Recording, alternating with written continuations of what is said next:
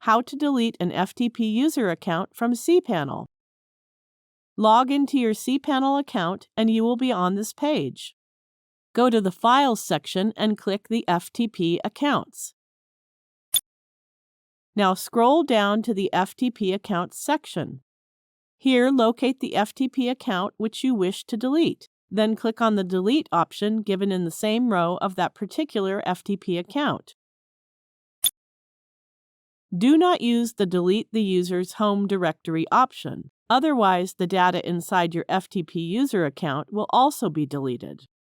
It will be unrecoverable until you restore it with a backup. Now, click the Delete button to confirm it.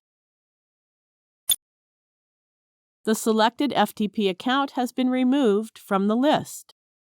Thank you for watching.